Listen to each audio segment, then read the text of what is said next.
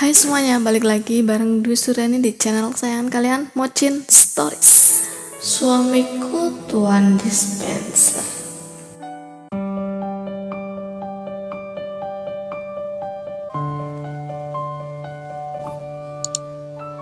Nggak kerasa ya, sekarang udah sampai di part akhir Suamiku tuan dispenser. Ya. Sekarang kita memasuki part 10 atau ending tentang kisah cinta Keira dan Aruf, juga perjalanannya tentang mencari anaknya yang sudah cukup lama tidak bertemu. Terima kasih buat kalian yang masih setia di channel ini dan terus menemani Mochin sampai detik ini. Juga selamat datang buat kalian yang baru gabung di channel ini, semoga menikmati cerita yang aku bacakan. Suamiku tuan dispenser part 10 ending. Aruf dan Keira sudah dalam perjalanan menuju Bandung setelah kemarin ditelepon oleh Pak RW agar segera pulang karena banyak yang harus diurus oleh lelaki tampan yang menjabat sebagai ketua RT tersebut. Di perjalanan, seperti biasa, Aruf dan Keira berada di belakang dengan Adnan yang menjadi supir. Dalam perjalanan, mereka terus saja bercanda seperti pasangan pada umumnya. Namun karena tangan Keira yang tak mau diam dan seringkali mencubit lengan dan paha Aruf, sesekali lelaki itu pun meringis kesakitan jika itu memang sakit. Tetapi jika tidak sakit, dia malah berteriak seolah cubitan atau tepukan tersebut sangat menyakitkan. Hal itu membuat Keira pun kesal. Ih pak, emangnya aku nyubitnya sesakit itu apa? Lebay deh, katanya.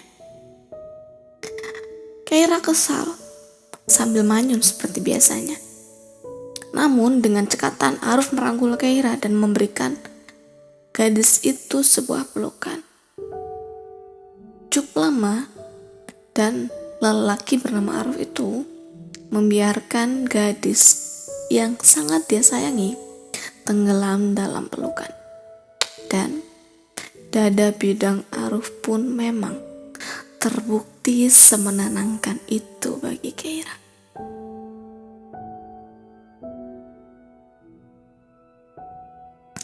Perjalanan dari Jakarta menuju Bandung sedikit tersendat di beberapa titik ya karena kemacetan yang mereka lalui. Namun hal itu tidak menjadi sebuah masalah besar untuk kedua pasangan tersebut.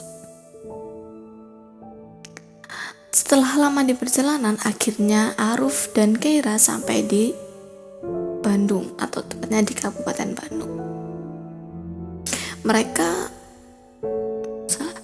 Adnan memarkirkan mobilnya di pekarangan rumah yang Aruf tempati di sana. Ya, di rumah itu terlihat sepi karena memang tidak ada yang berada di sana dan tidak ada yang berani masuk ke sana jika Aruf tidak ada. Aruf dan Keira pun Aruf pun keluar dari mobil dan dibantu oleh Keira beserta Adnan.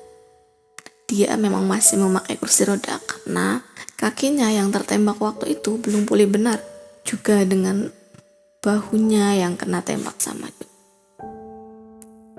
Aruf didorong oleh Keira dengan perlahan menuju ke rumahnya, sementara Adnan membukakan pintu rumah.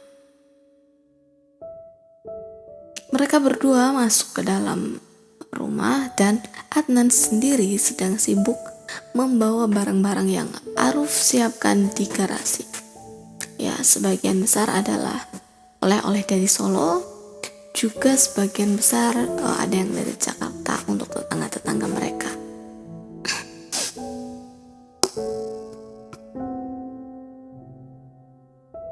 Setelah di dalam, dengan cekatan Keira langsung memapah Aruf agar dia bisa duduk nyaman di sofa ruang tamu miliknya. Dan gadis itu pun langsung membuatkan kopi pahit yang sangat disukai Aruf. Ya, Dari jeda minum obatnya tadi siang, Aruf sudah sekitar 2-3 jam. Jadi boleh saja dia meminum kopi, bukan? 1 sendok makan teh, 1 sendok makan kopi dan 2 sendok teh gula dimasukkan ke dalam sebuah cangkir. Sementara di atas kompor, Keira sedang menyalakan api untuk memasak air. Setelah air itu mendidih, Keira langsung menuangkannya dan tidak terus mengaduknya, melainkan dibiarkan beberapa saat dulu agar kopi itu matang dengan sempurna.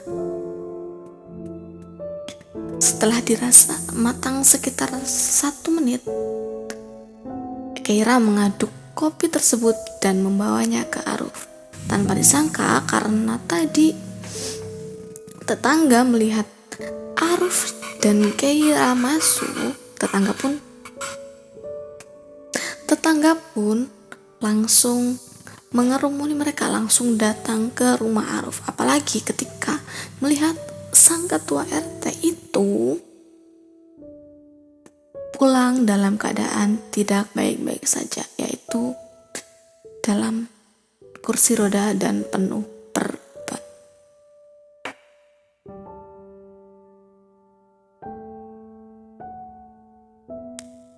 Dan ternyata Cory yang kemarin sudah datang beberapa hari yang lalu dan menginap di kosnya Keira ikut datang bersama Pak RW, karena memang yang memiliki kepentingan paling penting adalah Cory di sini. Dia sudah jauh-jauh datang untuk menemui Aruf.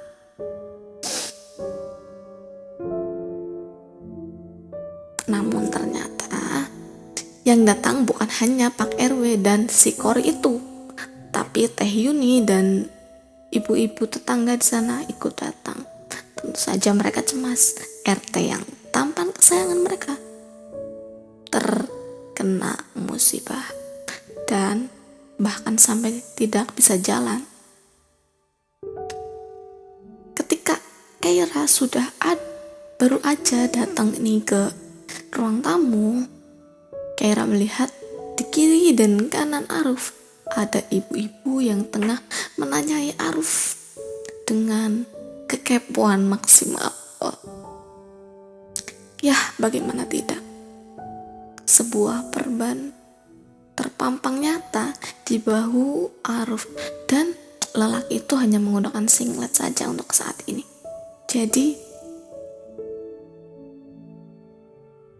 Jadi perban itu sangat kentara dan membuat ibu-ibu cemas. Pak Aruf, kenapa kok sampai kayak gini? Katanya. Gak apa-apa, biasalah. Kalau orang tampan kan emang banyak yang ngerebutin, canda Aruf sambil tersenyum miring. Sebelum ibu-ibu itu menyahut lagi, Keira sudah datang dan menyuguhkan secangkir kopi yang masih mengepulkan asap dan mengeluarkan aroma kopi yang sangat nikmat.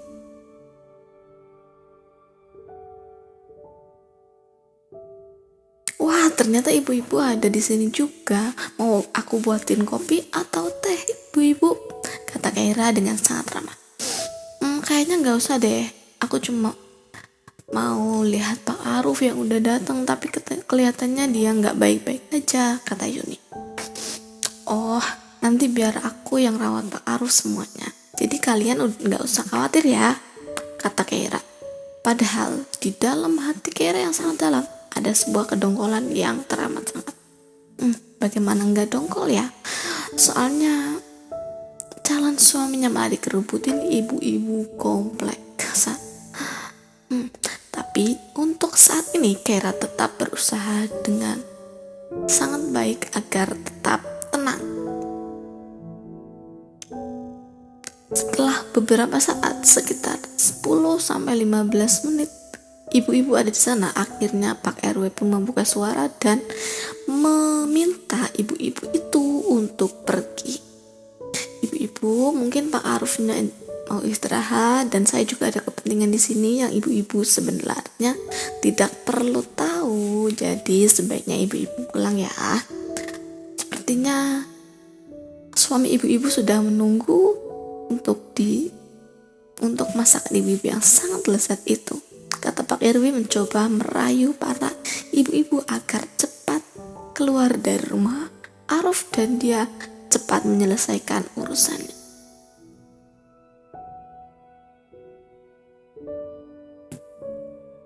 Mendengar ucapan Pak RW, ibu-ibu pun baru tersadar. Sekarang waktu sudah menunjukkan pukul 4:30 sore dan kemungkinan besar setengah jam lagi para suami mereka akan pulang dari bekerja. Entah itu yang ada di ladang ataupun yang sebagai karyawan dan penjual yang jualan di tepi jalan seperti itu. Nah, sontak saja para ibu-ibu ini langsung pamit dan bersalaman kepada Aruf, Pak RW, Kori, serta Keir. Oh iya, kalau gitu saya pamit dulu ya semuanya, kata Yuni mewakili para ibu-ibu yang ada di sana dan kemudian pergi. Aruf pun menghela napas lega, seolah-olah dia baru bisa menghirup oksigen secara leluasa karena tadi berebut dengan ibu-ibu yang sekitar 10 orang jumlahnya. Ya tentu saja ruang tamu Aruf yang cukup luas juga bisa menjadi sesak, apalagi ibu-ibunya ini ukurannya big size.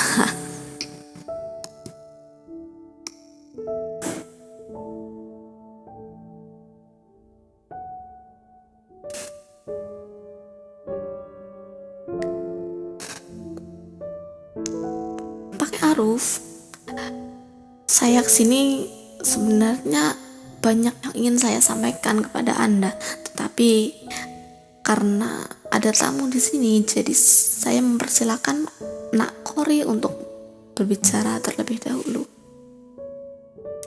Setelah kepergian ibu-ibu tadi, sekarang Keira pun duduk di samping Aruf dan siap mendengarkan apa yang akan dibicarakan oleh Kori.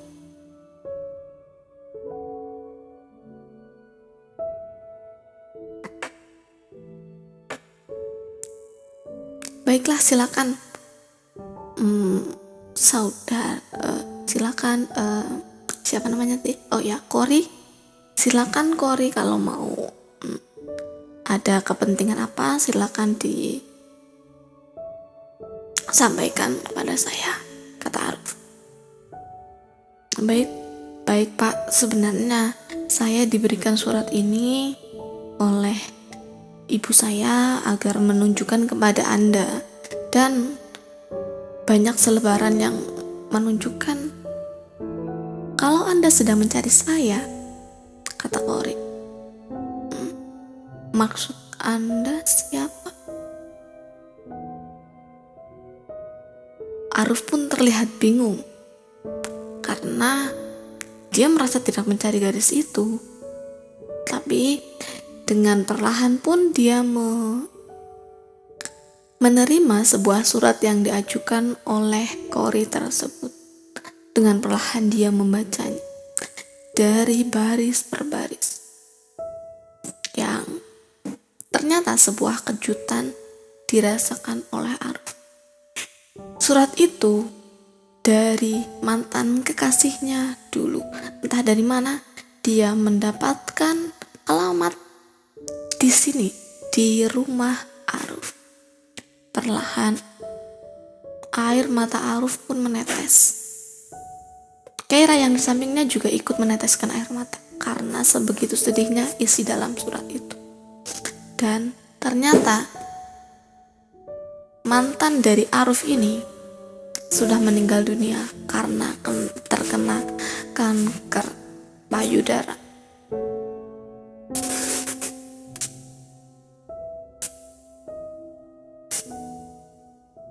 Jadi, ibumu sudah meninggal, kata Aruf. Iya, ibu sudah meninggal sekitar 100 hari yang lalu, kata si Kori ini. Kamu gak bisa percaya gitu aja loh Pak, sahut si Keira. Mungkin saja cerita ini didapatkan oleh seseorang lain, atau yang tidak sengaja ceritanya sama dengan kamu. Bagaimana kalau kamu dan Cory mengadakan tes DNA seperti yang kamu lakukan kepada orang-orang atau garis-garis sebelum Cory, dan seperti yang kamu lakukan terhadapku juga? Bagaimana? Tawar Keira kepada Aruf, dan menurut Aruf itu adalah ide yang sangat cemerlang, karena tentu saja banyak yang mengaku-ngaku tentang si bukan Cory ya yang dicari Aruf ini namanya Chloe. Meskipun dia sudah banyak mencari yang namanya Chloe, ternyata sekarang hadir seseorang yang namanya Cory dan mengaku sebagai anaknya Aruf dari mantan pacarnya terdahulu. Baiklah, 2 hari lagi saya akan ke Jakarta. Kamu ikut bersama saya untuk mengadakan tes DNA di sana, yang hasilnya bisa keluar dengan cepat, hanya sekitar 1-2 hari saja. Baiklah Pak, kalau memang demikian, saya lebih baik pamit terlebih dahulu, kata Cory. Tidak usah, kamu tidur lagi saja di tempat kosnya Keira bersamanya, nanti malam dia akan tidur di sana juga, kata Aruf. Kan aku mau tidur di sini nemenin kamu Pak, kata Keira sedikit protes.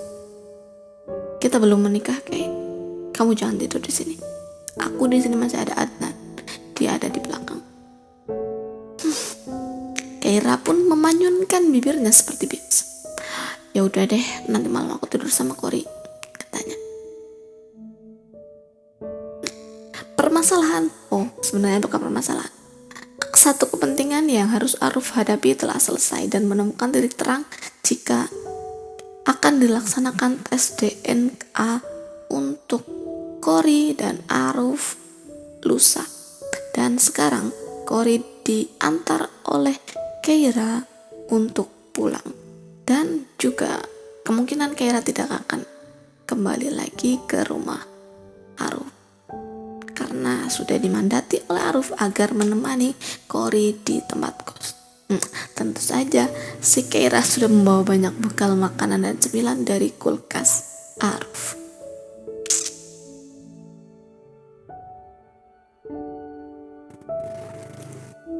Kini di ruang tamu yang cukup luas itu tinggal tersisa Aruf dan Pak RW.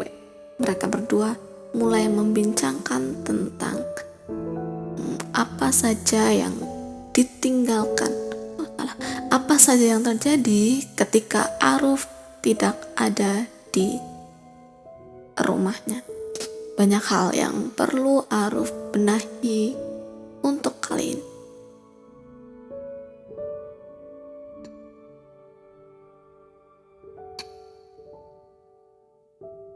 Malam pun menjelang.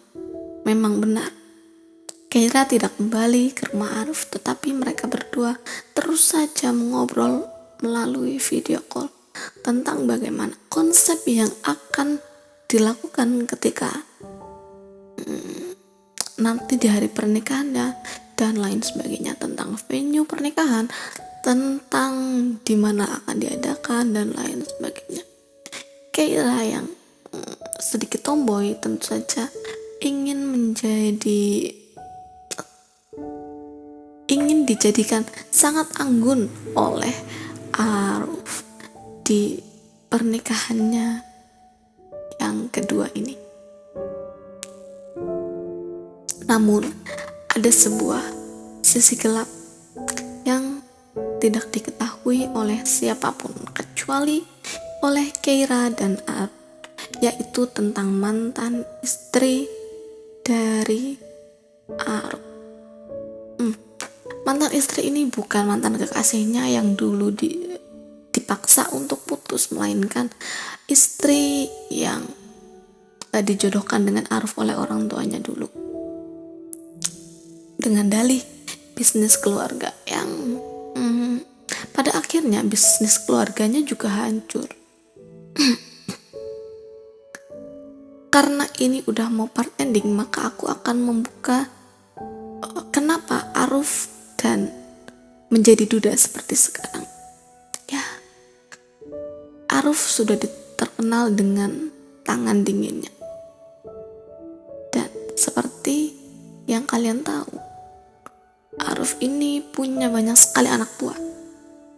Dan apa kalian tahu, jika Aruf menjadi duda bukan karena bercerai dengan istri, melainkan istrinya meninggal dunia. Dan itu dalam sebuah kecelakaan yang memang dibuat oleh Aruf karena dia tidak suka dengan perilaku sang istri yang terus saja memojokkannya. Sebenarnya ada sebuah alasan dari kenapa sang istri terus memojokkan Aruf ini, karena dia sama sekali tidak mau menyentuh sang istri, sedangkan istrinya itu terus didesak agar cepat memiliki momongan oleh keluarga. Ya, seorang ketua gangster tentu saja tidak ingin terus dikekang oleh wanita, bahkan itu istrinya sendiri. Dan pada akhirnya Aruf merencanakan sebuah kecelakaan. Ya tentu saja kecelakaan itu tidak terdeteksi sama sekali oleh polisi. Dan hal itu sudah diceritakan sejak beberapa waktu lalu kepada Keira.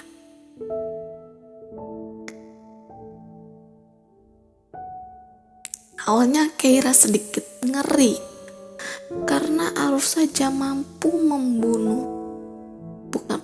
Memang bukan Aruf yang membunuh, tapi dia mampu merencanakan sebuah kecelakaan, pembunuhan berencana, sehingga membuat Keira berpikir bagaimana jika dia bernasib sama seperti mantan istrinya Aruf ini.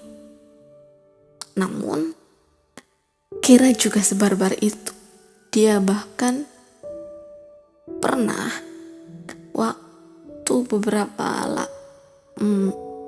waktu sebelum acara magang ini ada ya, dia juga pernah ikut di sebuah organisasi seperti detektif atau semacamnya dan mencari bukti-bukti dan melakukan sebuah trik tanpa diketahui oleh sembarangan orang.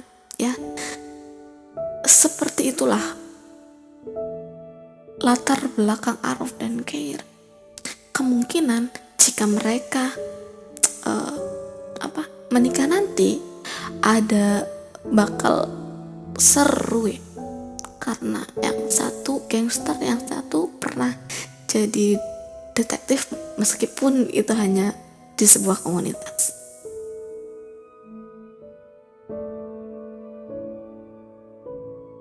Oke, balik lagi. Hari-hari sudah dilewati dan sekarang adalah waktu yang dijanjikan oleh Aruf untuk tes DNA. Dia membawa Cory, Keira, Adnan, dan dirinya sendiri menuju ke Jakarta lagi. Selain itu, Keira juga mengemas barang-barangnya yang ada di kos untuk dibawa ke Jakarta karena dia akan magang di perusahaan milik Aruf, yaitu Yonas Corporation.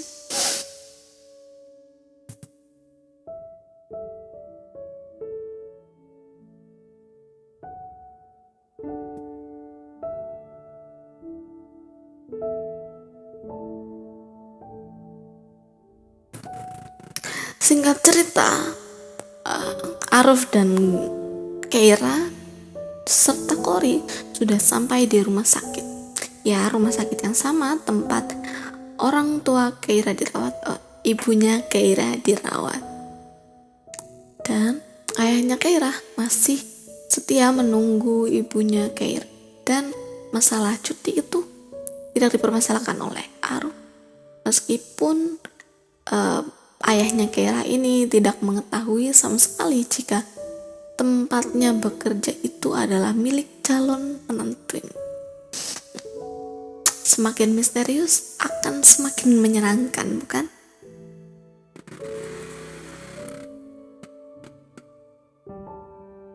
Tanpa menunggu lama dan tanpa banyak basa-basi, Aruf dan Cory langsung saja menuju ke ruang laboratorium. Aruf didorong oleh Adnan melalui kursi rodanya. Sementara Keira mengunjungi sang ibu karena dia juga rindu pada ibunya.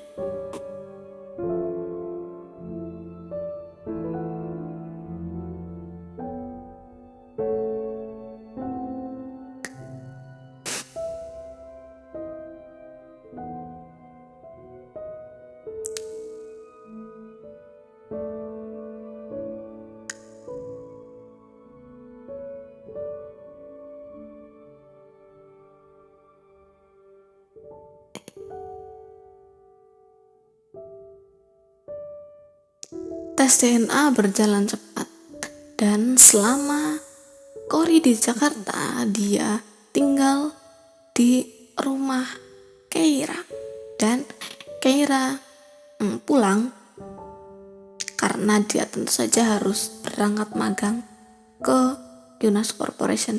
Tentu saja kali ini bersama Aruf.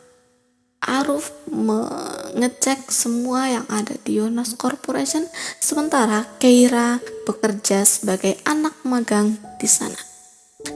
Aruf sekarang sudah menuju lantai paling atas, tempat di mana ruang rahasia miliknya berada, dan di situ hanya ada Adnan dan Aruf.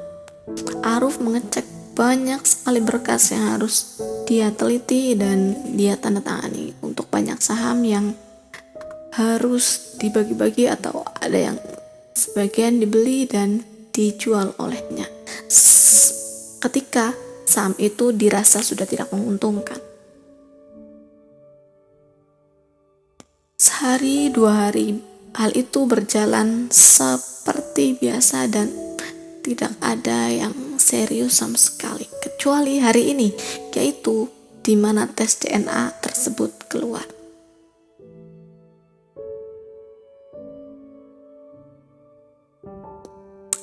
Ternyata Cory dan surat yang dibawanya ini tidak bohong atau tidak ada penipuan di dalamnya, karena 99% DNA Aruf dan Cory cocok.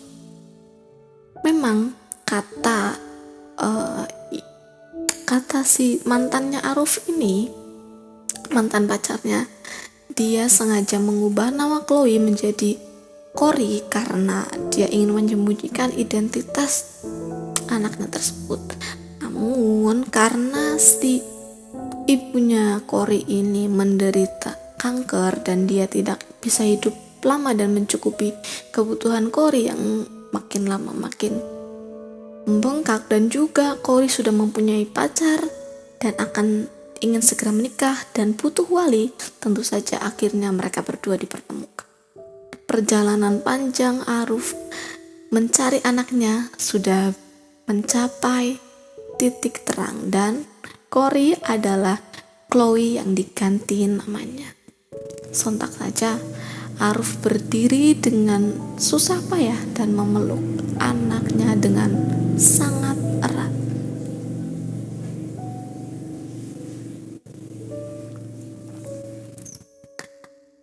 Di sisi lain, Keira yang menemani Aruf saat itu, dia meneteskan air mata karena terharu juga senang, sebab pernikahannya nanti akan dihadiri oleh anak sematawayang Aruf, dan tentu saja pernikahan tidak akan diundur.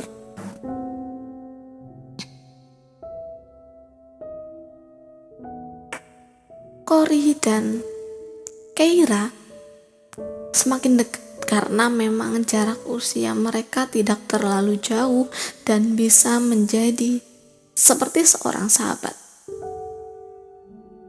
Hingga mempersiapkan acara pernikahan Keira, Cory juga ikut membantu dan memberi saran.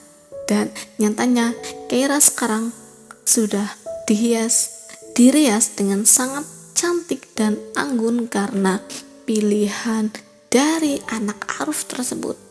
Ya, sekarang adalah hari pernikahan di mana Aruf dan Keira melangsungkannya di sebuah gedung yang tidak lain adalah Yonas Corporation. Dan disinilah terkuak jika Aruf adalah milik dari perusahaan terbesar desa. Nah, pada akhirnya cerita tentang Aruf dan Keira ini berakhir dengan bahagia. Bahagia untuk Aruf, anaknya, dan Keira beserta kedua orang tua.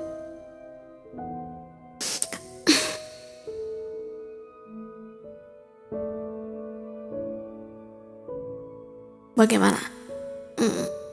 Kisah Aruf dan Keira sudah berakhir. Bagaimana dengan kisah kamu? Masih setia menunggunya atau sudahlah ya, lupakan. Bagi kalian yang kiranya ada request cerbung apa yang bakal aku bawain, bisa tulis di kolom komentar. Dan juga mungkin kalau kalian ada cerita seru, bisa kirim ke email aku yang udah aku sematin di description box. Oke, terima kasih udah menonton. Sampai jumpa di video Mocin selanjutnya. Dadah.